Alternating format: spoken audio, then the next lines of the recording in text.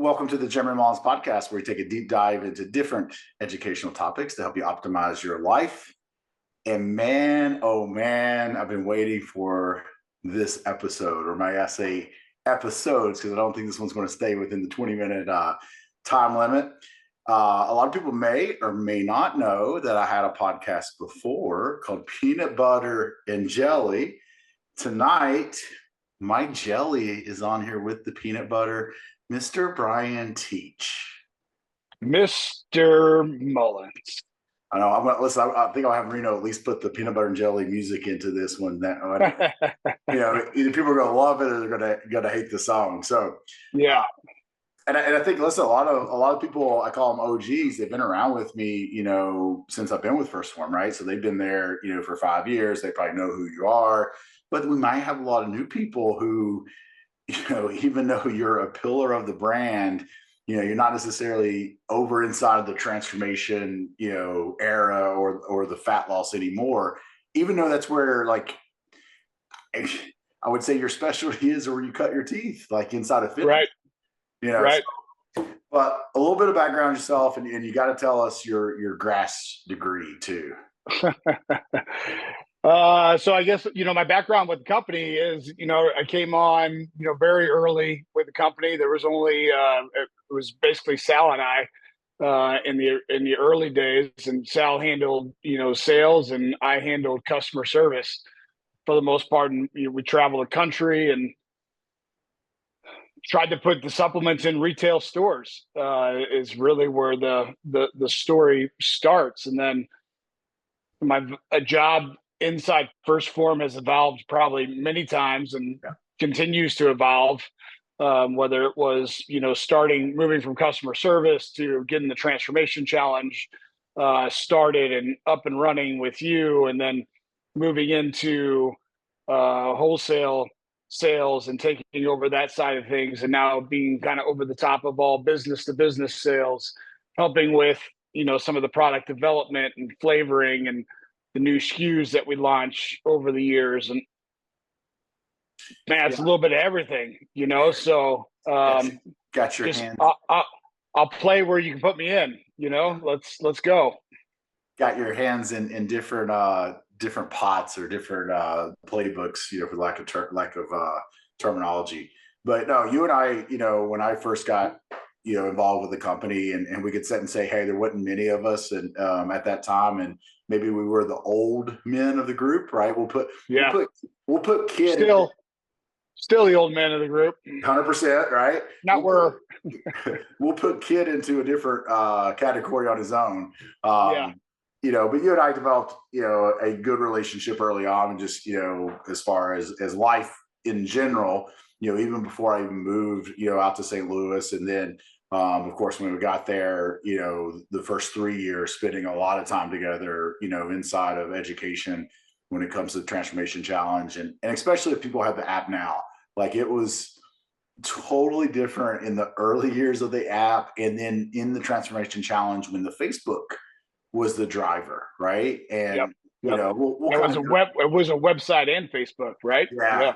So we'll kind of go through that history, kind of tonight in this one, and just for the listeners, like, hey, this will probably be broken up into multiple episodes, just because there's no way we can tell the story, have some fun, educate you in 20 minutes. So this will probably be broken into different parts as we go down the list.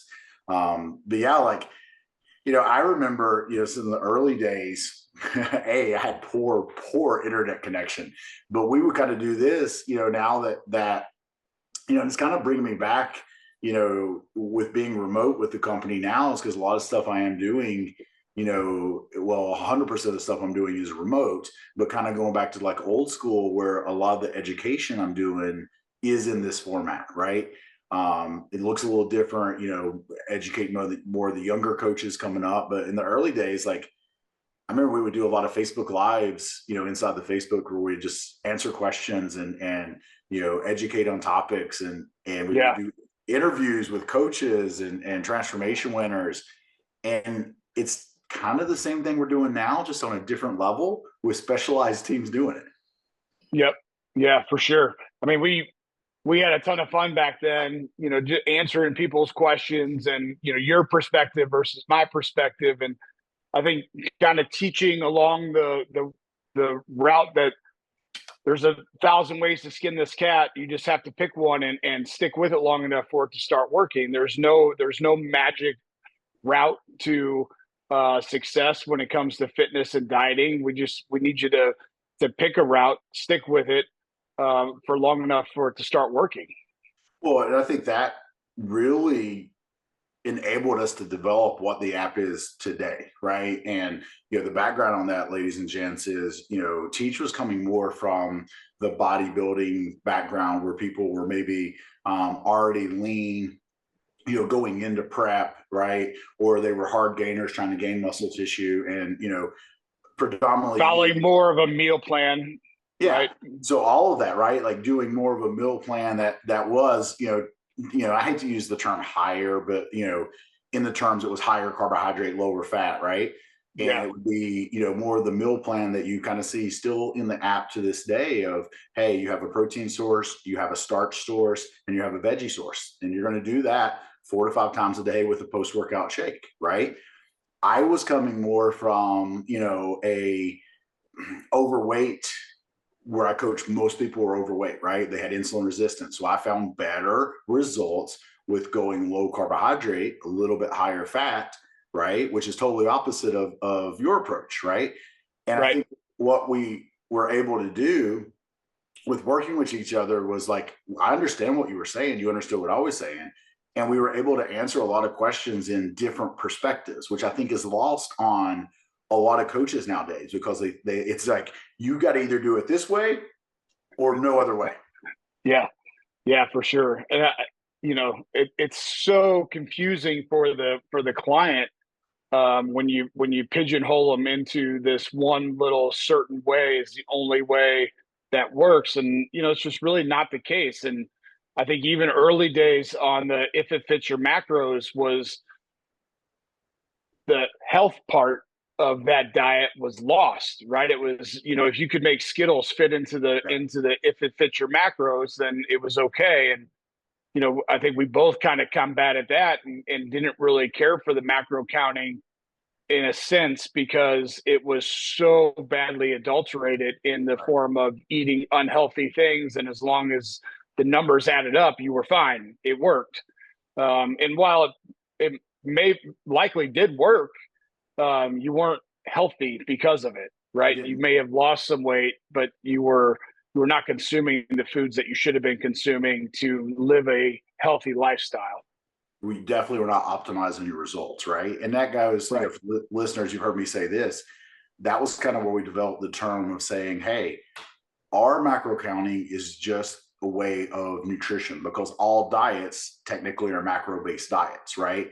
So we really kind of, steered away from if it fits your macros to saying, hey, macronutrients are protein, carbs, and fat. Every diet out there is macro-based, right? We want people to teach macros so that they learn it and be able to execute on the game plan 100%. And something else you said, and I got this analogy recently from a client, and it was awesome. And I shared a little bit on social media today, and it hit what you said earlier, right? Like, there's many different ways to skin this cat. And I think that's where so many people right now have problems, right? Because what happens is they're on social media, so they see this influencer saying you got to do this influencer, you got to get that, this coach saying this dietitian saying that, and they may help look good, right? That influencer, or they may be a coach that produces good results. So automatically as an individual, you're like, I need to do that. And what's happening is people are not sticking with a plan long enough, because they're like, make a left turn, right? Yep. Ooh, here's something new, make a left turn. Here's something new, make a left turn. And then you're back to where you started. And so her thing was, she's like, hey, Jeremy, thanks for checking in. I'm sorry I haven't been messaging you, doing check-ins, et cetera. It's on me. And she gave me this analogy, which was awesome. She's like, Jeremy, something really hit me when my golf coach told me this. And what the golf coach told her was, I don't want you to listen to anyone else for the first 6 to 8 months, right? He said, only me. For the first 6 to 8 months, you listen to me. when you become efficient at your golf swing and your game, that's when you can start listening to other people, try different stuff and see it works for you. And she's like, that's on me for not having that same mindset with you. And I'm like, oh my God, that is an awesome analogy. Right. So it doesn't matter, right? If we always say it like, hey, you want to be Teach's way and you want to do, meal plan, higher carbohydrates, cool. Stick with that. Be consistent. Build your baseline, right? Because then once you build a baseline, we can make adjustments as coaches to produce optimal results. Yeah. Yeah, I think, reflecting back on how this all came about, Jeremy, was we had that seminar, it was a Saturday and Sunday seminar, and you, me, Sal, and a couple other people battled each other speaking during that seminar because everybody had a different way of teaching and talking about results and how they saw results and what they did. And we actually looked like we really didn't know anything. At the end of Saturday, and we got to that hotel early on Sunday morning, and we all sat down and hashed out, all right, well, what are we really trying to teach here? What does it boil down to, and how simple can we make this? And I believe that we were some of the first people to start teaching along the lines of, hey, let's just make protein and calories a priority, and everything else will fall in place. Yeah. And that has led us to a whole lot of success over the past, 5, 6, 7 years. 6 years. And I remember Sal wanting percentages, right? He wanted percentages so hard. And it was you and I, we looked at each other and was like, well, you can't do percentages when you're on a lower calorie diet, right? Because then you're not hitting enough protein. Right. I just remember it being, and it was one of those moments of one of the only few times I've seen Sal acknowledge, he looked, he's like, you know what, you guys are right.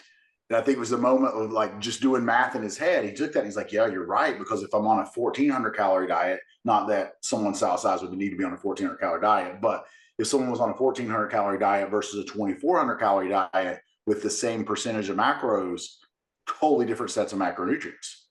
Right. And I think someone else wanted super low fat, and you and I were kind of like, it's too low fat. And we kind of then, like you said, kind of hit in the middle on some of these numbers. And that's how, we got it to where hey, your fueling sources, your carbohydrates and your fats don't matter for most people, especially starting out. Right. Yep. Let's focus on protein. Let's focus on calories. Let's be consistent with that and drive it forward.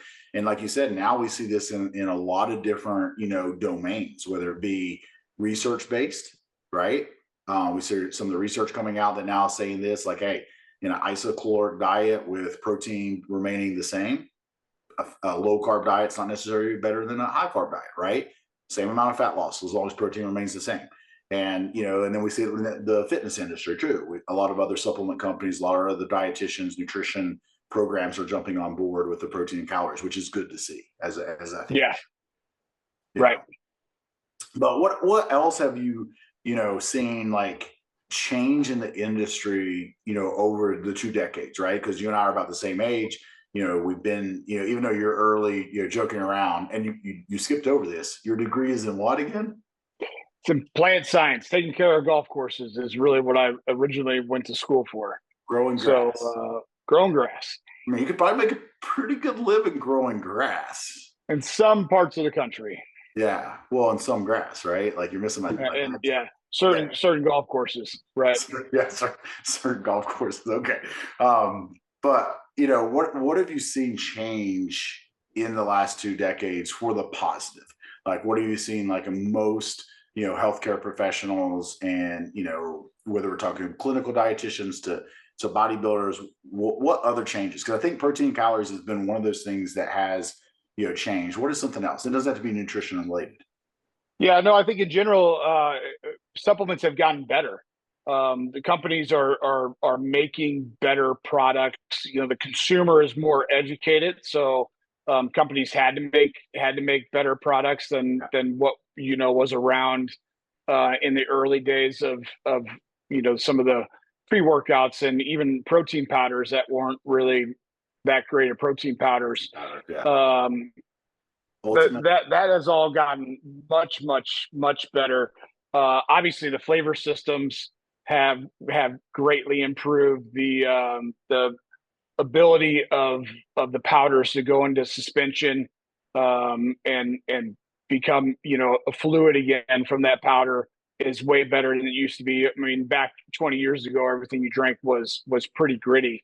That has all gotten much, much better. And I just think, like, in general, if you go back 15 years, it was the branch chain pre-workout world, and everybody thought you needed a pre-workout and a branch chain in order to work out. And now I think because the consumer has become smarter, we're paying more attention to using supplements to fill in those gaps in your nutritional needs. And the greens products have become more popular.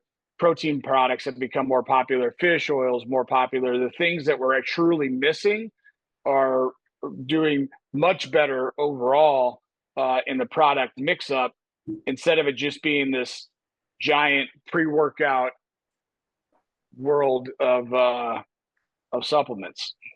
Yeah, I mean, because I think you look at, for that, like, your omega-3 fatty acids, your vitamin D, maybe your magnesium, things that yes, they're considered supplements, but at one time almost had to be a script, right? Like, you had to go to your doctor to get a prescription for, Lovesa, for example, for omega-3s, right? So I think that is, a positive thing is I think a lot more people are aware of their health and wanting to be healthy. So I think that's been a good change.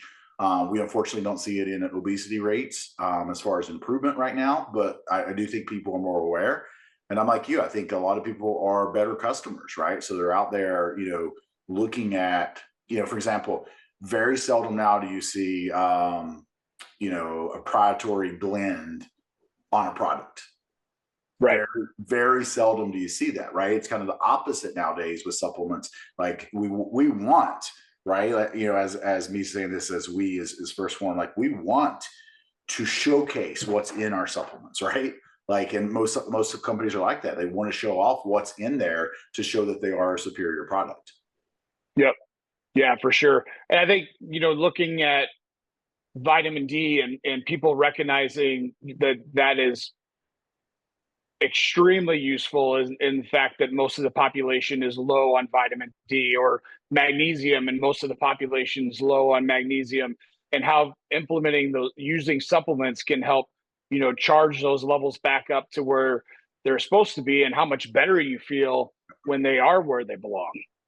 Well, and I think one thing too, from an educating standpoint, is like data has helped, right? Let's using magnesium, for example, right? And even vitamin D. So you could go now, I mean, anyone right now could go online and click on, private pay vitamin D. And there's plenty of websites where you can go get your vitamin D tested, right? Yep. Versus 20 years ago, that was not an option. Like you had to go to your doctor, you had to, tell them why you wanted your vitamin D checked. Then they're asking certain symptoms. You don't have the symptoms, like you could not get it checked, right? So I think that type of thing has really allowed people to realize, and another example would be like Whoops and Garmin's and things that we wear, right? Like I can see a difference when I take magnesium an hour before bed and when I don't take it. Like it's a staggering difference in the quality of sleep I get, right? So for a consumer, if I'm putting myself as a consumer, I can see that response. I'm going to continue taking it, right? Because I can see it. It's not that, Jeremy, it's not placebo. Yes. That's right. So I think a lot of those things, have changed over the last, 2 decades, since quote unquote, we first started quote coaching. And I say that, because guys, like I was coaching people, if put in the term coaching, like training, like I was a personal trainer in college, my freshman year, right? Like got a weekend ACE certification and, worked at the YMCA in Huntington and was personal training people. Right. Like, I look back now and I'm like, man, I didn't know shit. Right. Like, I mean, I knew calories, and so and going back, and I have seen that change. And I talked about this being probably the biggest mistake that I made early in my career was, not having people, do enough protein, right? Right. So I think that is one thing that I have improved on, so. Yeah, for sure. That, going back to those early days of fitness, and it's funny you say that you didn't know anything, and that the good thing about us getting older is we realize we still don't know anything. No, I mean, listen, I can tell people, just turned 44, and I hope I'm a better coach at 54, right? Like, I hope, that I can truly say when I get to like the pinnacle of my, career, and I want to educate and coach into my 60s. Like, I really think about that. Like, I want to be an educator into my 60s, right? I don't know if I want, I messaged my team this weekend. I had drill weekend, and it's a 10-hour drive to drill. And if I leave, try to spend time with the family, I'm either sleeping in the car, or pulling a close to all nighter. And I at lunchtime took a nap on the floor, and I'm like, I'm getting too old for this shit. Right? Like, but I still want to work into my 60s and educate, right? But I don't want to be pulling, 60-hour weeks and sleeping, on the floor, 20 years from now. But yes, that's what I hope, right? I hope I can look back and be like, man, I learned even more 44 to 64 than I did, 24 to 44. That's the goal. Yep. Yeah. Yep. The other thing I would put in there, it's not nutrition or supplement related. Like, I feel like resistance training has now become a norm, and people know that you have to have it for optimal health, right? Not only to decrease body fat or to look better, but really for optimal health now. I think that, and I say most people, I got it. Like, there's still a lot of people out there that don't know this information because maybe they've been working in, whatever, engineering for 20 years and are not focused on their health, right? But what I'm saying is, inside of the exercise and nutrition field, and I feel like it's gotten better now that everybody is recommending resistance training, some form of it. Yeah. Yep. Well, those early days, it was resistance training was only if you wanted to be a bodybuilder, right? If you were getting ready to get on stage or you had some sort of event or whatever. And now, to your point, it's become much, much more mainstream. And it just took a long time for that transition to kind of, go all the way through to the point that it is now. Yeah. And I don't, like you said, it was either your hardcore bodybuilders, in the 70s, or you had your power lifters also that, was in those cliques or those niches, but it wasn't like widespread kind of isn't it is now, right? And I get it. Like, most people will either do some kind of form of resistance training, whether it be the bands or lightweight and all that. It's gotten better, right? You don't have just like the runners, for example. Like, I'm not picking up people who run, but you don't have that era of just do cardio anymore. I think that's gotten much better. Yeah, for sure. Now, from, First Form's early days, right? Like, even when I got involved with the company, we didn't have as many SKUs and products that we do now, right? Where do you think the supplement world is going in the future, right? And I'm not specifically talking about, First Form, right? So I'm not trying to get you to spill the next cool product that you're working on, but just like in general, like, what do we see, right? Like, in the past few years, we have, started to produce more of healthy food options, right? From protein bars to vegan bars to real food bars to the protein sticks, energy drinks. Like, we've got into that, not away from, but spreading the wings, versus just protein powders and certain products. Where do you see that going in the next 10 years? Yeah, I mean, I would think that healthy snacking category is going to continue to expand and blow up. I think that the drinks are going to continue to get better. I mean, I think just even looking at what has happened with hydration drinks, they're slowly getting better and better and better. And they're not just when you look at an electrolyte drink, it's not just sodium based. People are starting to include magnesium and calcium and potassium, and they're putting a more diverse blend of electrolytes inside those products, which ultimately, like, let's just face it, as Americans, we're not low on sodium.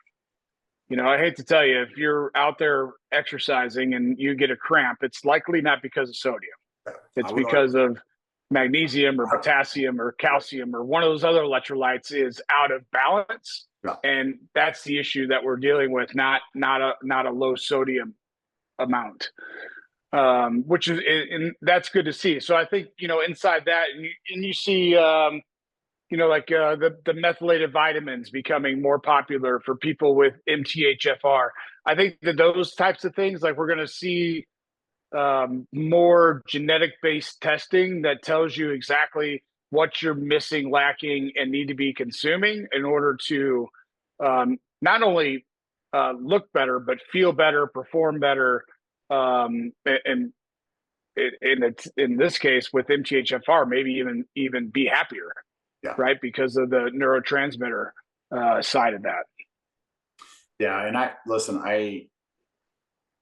I'm not a big energy drinker, right? Like, I like the taste of them. Never was like, where I would have to have them, but like, I will say ours, is getting to the point where, like, they're really good. And what I mean by that is they're not over caffeinated, right? Which in the old days we did with energy drinks, right? Like, people would just put a crap ton of caffeine into energy drinks, and like, that's what we're chasing. So you're having a good dosage of caffeine. You have electrolytes in there. So I'm excited to see where that goes, right? Like, right now, I still want us to make a sweet strawberry cherry one. So that's, don't know how much pull you have in that, but that's what I want. Like, one of the really sweet ones. Well, I have a lot of pull, but I don't have pull to make stuff that you want. Yeah. Okay. Gotcha. Noted.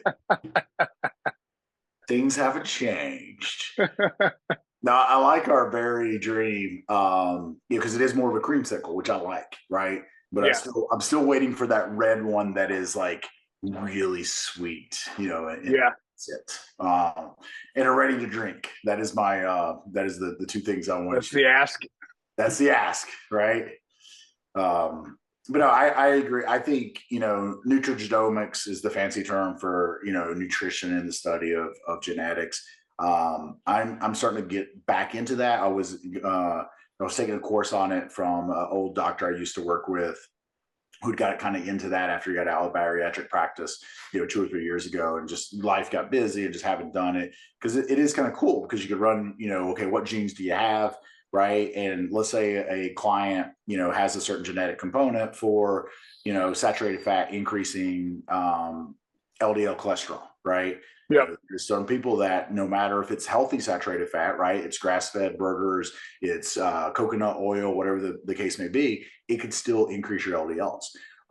And just that stuff can, like, help you get out in front of things a little faster from a coaching standpoint, versus like, okay, got to get you dialed in, and we got to try different stuff, from that point. So, well, and to your point, like, it's become more of a longevity play, not just, healthy, or because I'm seeking some sort of results. It's because we're trying to live longer and live a longer, healthier life. 100%. Which I think is fun, right? Because then the supplements become important for the rest of your life, not just while you're trying to attain this XYZ goal. Okay. So, speaking on that, have you had a chance to look at any of the research, the data on, okay, if you want to live longer, there's two things that we look at, right? And it's VO2 max and strength.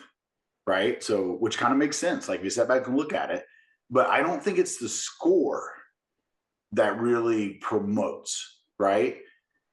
So just because you have strength, doesn't necessarily mean you're going to live longer. Just because you have a good VO2, if you've naturally had those things throughout your life. What I think with that is, okay, in order to have a good VO2, then you have to be doing cardiovascular training. And it's one of those things that if you are maintaining that into your older years, you've had a pretty good VO2 because it's going to slightly come down just as you age, right? Same thing, Yep. Same thing for strength and muscle mass. So the way I look at it is, okay, well, those individuals that are having, these good scores on their VO2 and the good scores on muscle tissue or strength that are living longer without disease, what does their lifestyle look like for the last 20, 40 years? Right. So that's kind of my take on it. Have you been able to read any of that, or have you just seen it in the quote unquote? Yeah. Yes. The circle. Yeah, for sure. And listen, the strength thing could be as easy as, you're not going to fall at a later age of life and break a hip or have some sort of catastrophic injury that leaves you bedridden. And, those things are so important that you keep your strength up so that you don't get hurt in those scenarios. Not just, that muscle tissue is going to help with longevity, but the fact that you're not going to trip and fall or break things easier with age is naturally going to help increase longevity. But for me, Mullins, I thought that when I retired, I just had to move to a blue zone. I watched that Netflix special, and that would just naturally allow me to live longer. Is that not the case? Yeah. Was Costa Rica a blue zone? I don't remember. Is that where you're going? No. Well, yeah. I see ya. Just getting closer. That was why I moved here, right? Just doing it in steps, right? So it's like Florida. Just so you're on the same page. Florida was not in any of the conversations in the blue zone. Yeah. I do know that. Listen, I'm more southern Georgia than Florida. I always dreamed, Florida, living in the beach area. No, this is more. Think of what Georgia is, southern Georgia. It's pretty. It's still country though, which is okay. Yep. Also, boy, no, I think the only reason I said Costa Rica, I thought I saw someone post on social media talking about benefits of living in Costa Rica. And one of the things was a blue zone. I'm like, what the hell is it? Yeah, I think there was a part of Costa Rica that was under that umbrella. Well, listen,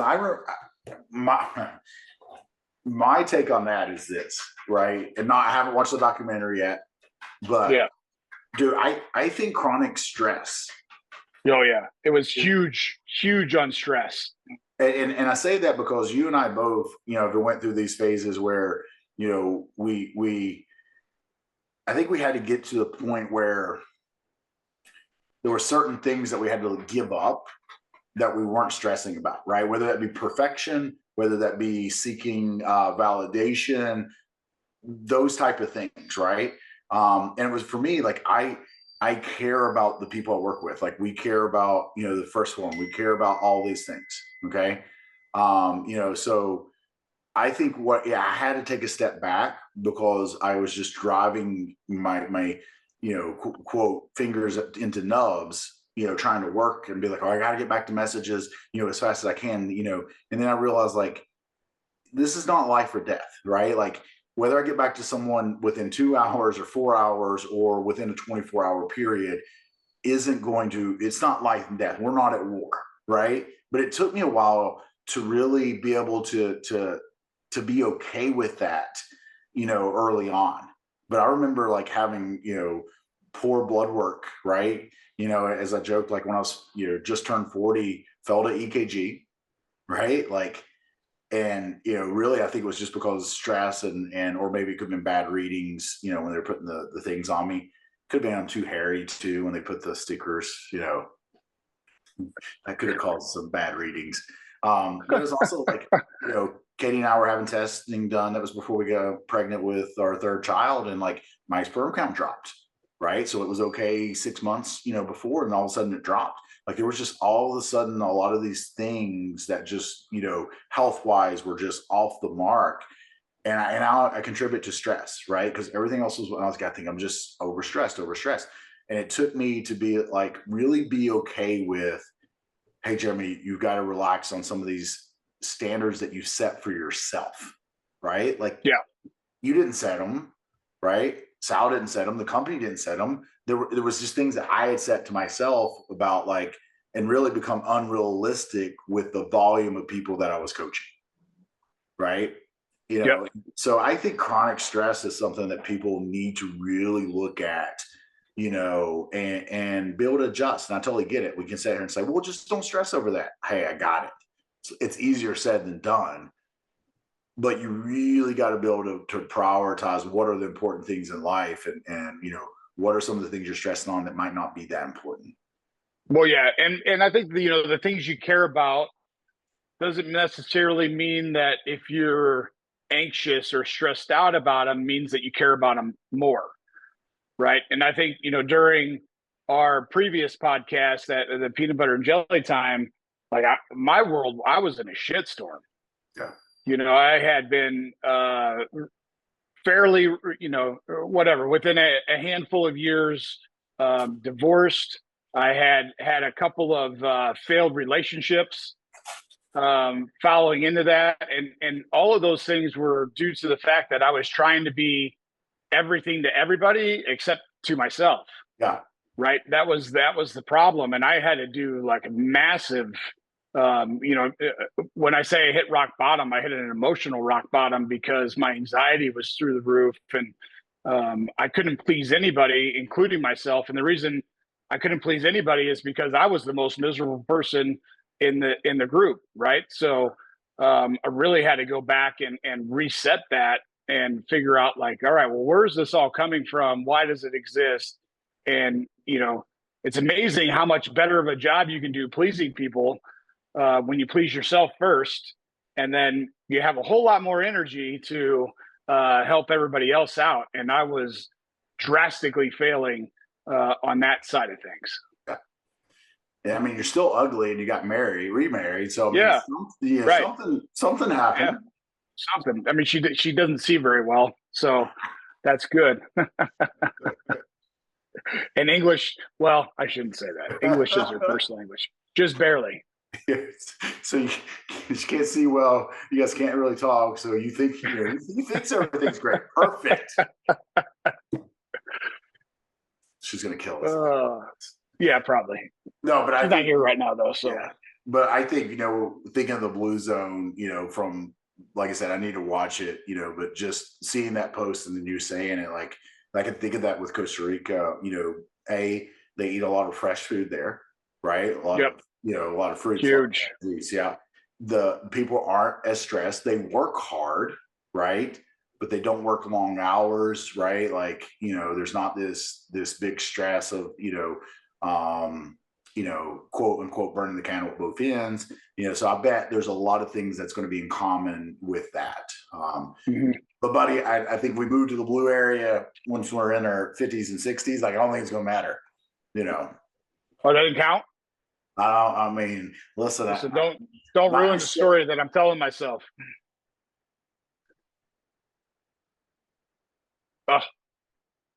Who froze up? Me or you? Mine is shaved. All right. The topic I do want to talk about. Oh, this is old time. Internet is unstable. Gotta have it. Love it. Yeah. Somebody dropped. I'm not sure. I think we're back up though.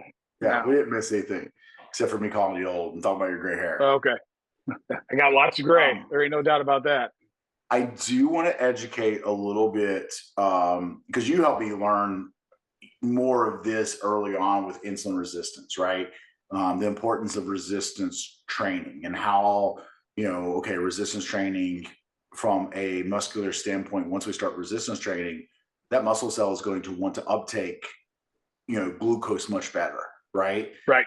And, that was just something that I did, even though like early in my career, if I had a diabetic, I would have them try to work out twice a day, even if it was shorter workouts, to get like a better response. But I didn't know the mechanisms that were involved in that to be like early in my career. And that was one thing that I'll, have no problem biting or putting my ego to the side and say that, hey, I did learn, from you, is that. So I do want to discuss a little bit of that tonight. Like, when people are resistance training, from a metabolic standpoint, right? So you're taking someone who's untrained, right? We can put the definition of sick on there, right? There's some insulin resistance going on. Let's talk about what happens, but also why that could lead to a little bit of weight gain. Yeah. Because the muscles become better at storing glycogen. Right. Yeah. So I think, what happens, inside, well, I guess, can we rewind a little bit? Because I think that there's some things that happen with insulin resistance that I think it's a little bit of a misnomer, right? People automatically want to assume that it's genetics, and they just throw their hands up in the air and they say, you know what, I can't control it. It's genetics. My so and so was this way, and so and so and so and so and so and so, and they can name all of these people in their family that have the same issue. And I think a lot of times, if we dig into those issues, it has less to do with genetics and more to do with ancestral eating and the habits of how those people consume food and the reasons why they consume food and how those were passed down from generation to generation to generation. And it really doesn't have as much to do with genetics as we would like to. Although I will say that there are some people that are going to be naturally more genetic, or they're going to have some insulin resistance based on genetics. But I think what happens is, go ahead. I was just saying, and I'll argue there, and I still need to do this. This is on my list of, and maybe you and I do this one together. So insulin resistance, I need to educate on. We talked a little bit about on a different one, and I still need to do PCOS, and I still need to do non-alcohol fatty liver. So there's a couple of educational topics I need to do, which I may have you come on and do with me because we can do some dad jokes, be a little bit more fun. But going to what you were saying. And this is Jeremy Mullins' opinion, right? But it's good thing about having my own podcast. I can have my own opinion, right? It is like, but I'll argue with you if I don't agree with it. Yeah, I'm good with that. I don't need to have everybody in my life agree with me, right? That's the reason I'm invited you on here. I need someone who's going to give me shit and disagree. But it's like loading a gun, right? So yes, unless you pull the trigger, and the pulling the trigger is the lifestyle. So if you have a genetic disposition to have insulin resistance, but you follow a lower carb lifestyle where you get most of your carbohydrates from, let's say, berries, vegetables, and maybe on average 1 serving of starches a day, you work out resistance training, 4 to 5 times a week, and you walk every day, you won't develop diabetes, right? You won't get diagnosed as a type 2 diabetic, even though you're have a predisposition for insulin resistance. Okay. Yeah. If you eat the standard American diet of fast food multiple times a week, don't work out, have a desk job 100%, you're more likely to develop it. Yep. Yeah. And I think, to your point, like the lack of movement, right, is a huge contributor because the muscle has no reason to uptake glycogen at that point. And if you're over consuming carbohydrates and your blood sugar is going through the roof, well, your muscle can only absorb so much anyways. So now we're putting even more sugar into the blood system, or into the bloodstream rather, and insulin is going to get elevated even higher and higher and higher to remove that glucose from the blood. Now, I think one of the things that we kind of covered lack of movement there and overeating, right, in the same token. But I think one of the things that sometimes gets missed in this conversation is that undereating can do the same thing, right? If you're under consuming food, then your muscle is naturally going to want to uptake less energy, right? Because it wants to use that energy to stay alive in other facets. So we see that a lot too, where somebody is grossly an undereater and then they way overconsume food at one period of time, right? So undereat during the week and then overconsume food on the weekends. And this can lead to some scenarios where insulin becomes an issue as well. Gotcha.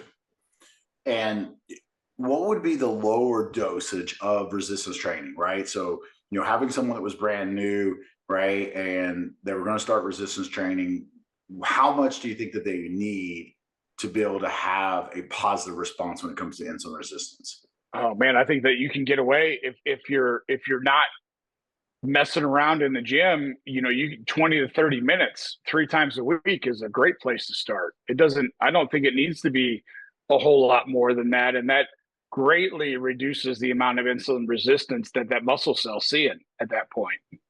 100%. Yeah, I don't, and that's me. I don't think, I even if someone did like a Tabata, right?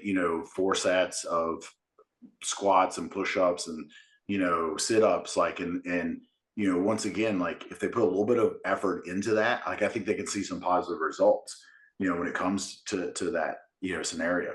And I think there's a lot of things like, going back to the genetic component, when it comes to cholesterol, when it comes to where you carry your body fat at, right? Like what your body fat percentage is. I think there's a lot of things that go into that, but it still comes back to you have control, right? Yep. You as an individual have the control to make the changes, make the choices on a day-to-day basis, right?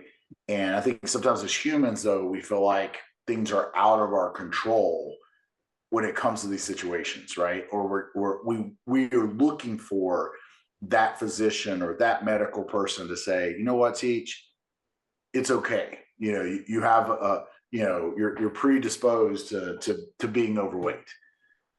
All right, cool. I got an excuse. But now what? Yeah, I got a justification. Right. And I think, that's where a lot of people, go wrong in that case. So yeah.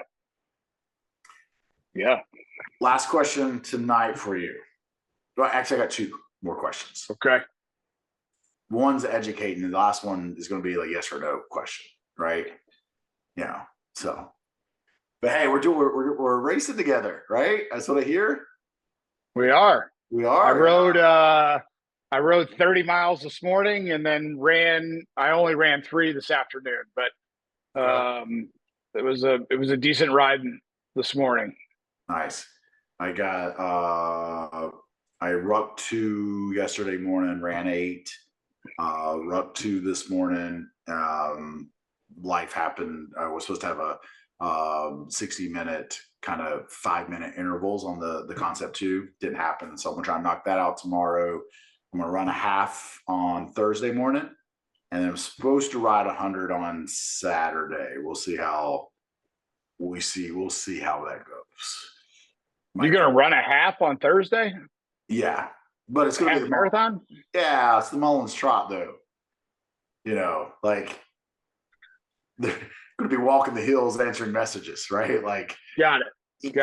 It's not going to be the effort is not going to be full out. It is going to be zone 2, jogging, any incline, answer some messages, that type of run, if that makes sense.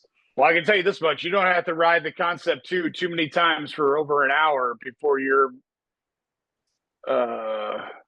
well inclined to get out of bed and hit the road.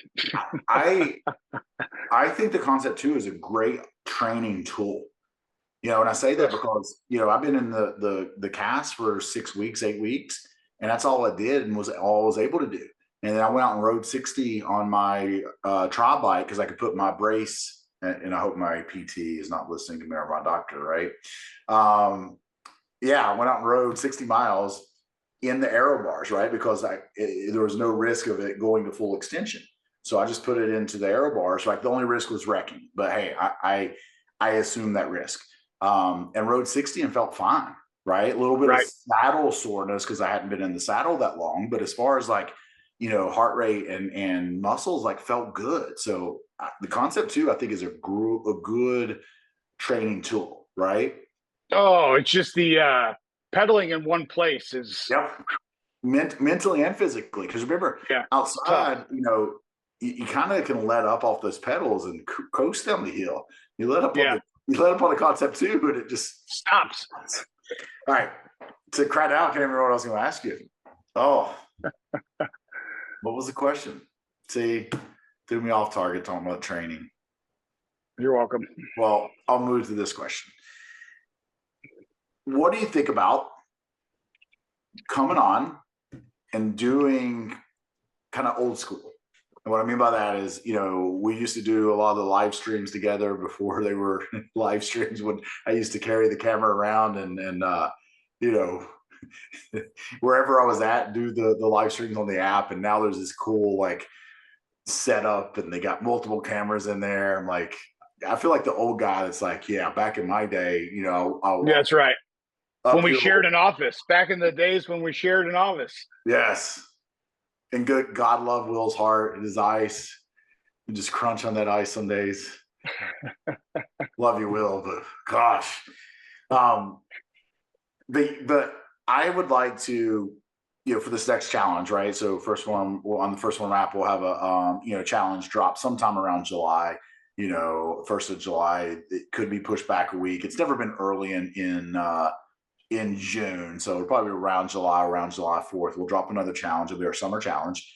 I would love to get on here, you know, once a week with you and do basically like, okay, this is week 0. You know, you're getting ready to start your wellness journey. What do you need to focus on, and kind of make it more specific about the challenge. What are you going to expect? What's going to happen? What are you going to feel? 100%. I haven't done it like specifically for an 8-week challenge, or, you know, once again, it doesn't have to be an 8-week challenge. You know, if someone's on here and they're like, they're not on the app for whatever reason, like, you can download the app. That's how you can work with me for $12.99 a month. But, you know, I think it's good. Maybe someone's got like a 20-year reunion coming up, right? Or, hey, they got a vacation to a blue zone that's tropical. I'm gonna say they're all blue zones are tropical now in my mind. You know, what do you do? What does it look like for 8 weeks, right? Yeah. And I think that would be something cool and good information to put out if you're. Yeah, because I think, you know, regardless if you're doing a challenge or you're not doing a challenge, if you start a diet, these are going to be the things that you're going to experience, 100%. you know, regardless. Yeah. So, you know, let's go ahead and throw those things out there so you can know what to expect, which is a huge part of the battle, right? If any coaches on here, if you don't teach your clients what to expect throughout this process, man, they're going to out question the process. Yeah. Man, you know, and at some point when the results don't come, they're out. You know what I mean? And if they don't come fast enough, they're gone. That's why I need you here. That was my question. It was like, I was going to ask you, what percentages in coaching, you know, do you think is the game plan, or helping people overcome themselves? Like, yeah, no, it's 80 to 90% overcoming yourself. Yeah. It is, you know, making sure, and you have to be good. You have to be well versed in how to talk people out of the fact that they don't know everything. Like, you didn't come to me because you know how to do this. You came to me because you needed help, and I'm here to help you. And I want to make sure that I teach you, you know, what is going to happen along this process. Because if we don't do that, then you're going to give up quick. You know, if I'm driving to you from my house and you don't tell me up front that it's going to be a 12-hour drive, well, 2 hours in, I'm going to get real disappointed because I could have swore I should have already been there. You know what I mean? And then we start missing turns and we don't get on the right highway. Like, there's too many things that you have to explain those things up front. And if you're not fully aware of them, you'll quit. And that's what we see time and time again. And then people just think that dieting's not for them, dieting in quotation marks, right? Let's reframe that into a healthy lifestyle is just not for them. The results aren't for them. And that's just not true. The truth of the matter is that you just haven't probably given a process that could work long enough for it to work. I love it. Second part of that, I think this would be fun and down the road, right? Because we got a lot going on. You know, the Peanut Butter and Jelly podcast would now be 3 years old. Like, since it's been gone? Since we did it. Oh, shit, man. It's older than that. Yeah. So I think what would be cool, because once again, we're always learning, is to go back and, you know, listen to the topics that we did, cover those topics, but also like what has changed, right? If anything has changed. Now, we know that our perspective has changed because we're 3 years in, right?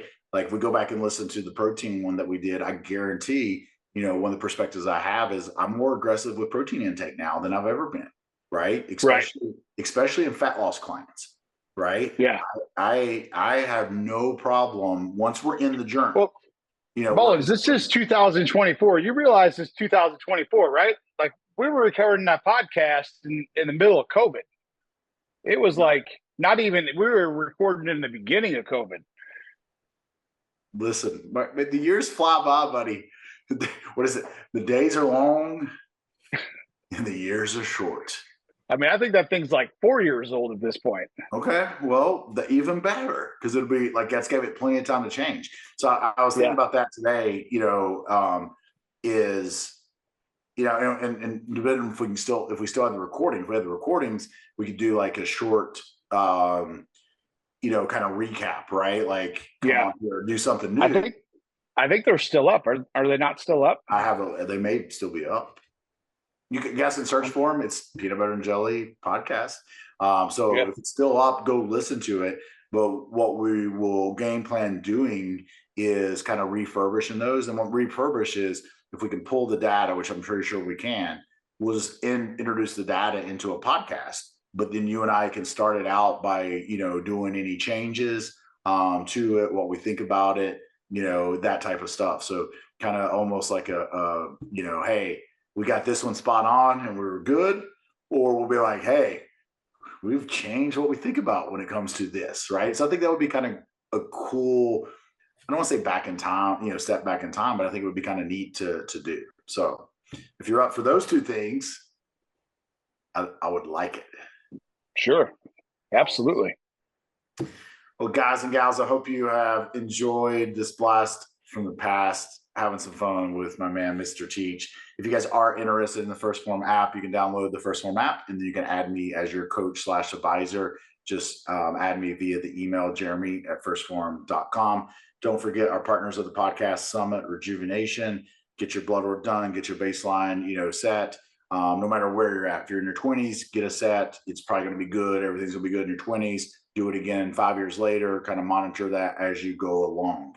If you're getting up there in age, like Mr. Teach here, and you do not have any financial advisors, check out GreenUp Wealth. They will take care of you from the financial end. So, my man, what's one thing that you would have someone who is new starting their wellness journey to wrap this up tonight? What is one thing, if someone was in the elevator with you and they said, hey, how do I get started? What would you tell them?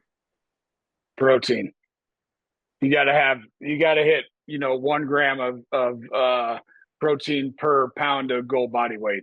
Like, that's just start there. That's it. The reason why you start there is because it's the hardest thing to do. And you're not going to see the success that you want to see without doing that. Awesome. Love it.